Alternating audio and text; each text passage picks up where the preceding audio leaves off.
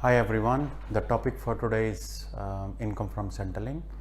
So I have mentioned a very popular income the most common income from Centrelink which people receive.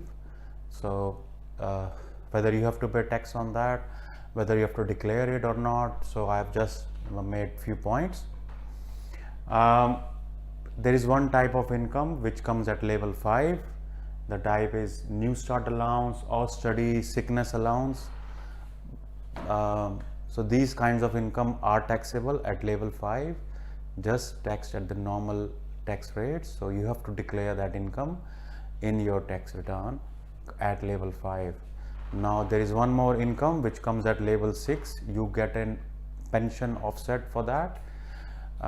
Those type of income is parenting payment single, age pension and some other income which has to be declared at level 6, but you get some offset for that, but you have to declare it.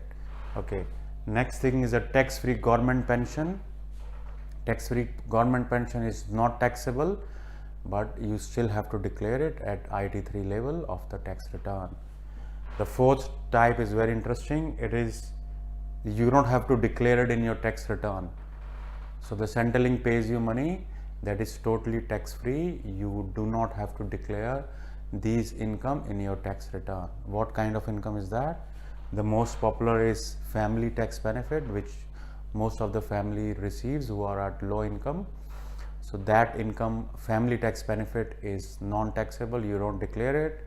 Similarly, if you are receiving any child care benefit from Centrelink, that is also not that also you don't have to declare it. Then there is some you might receive some energy supplement or some rental assistance from Centrelink. So those two payments are also non-taxable and you don't have to declare it in your tax return. Thanks for watching.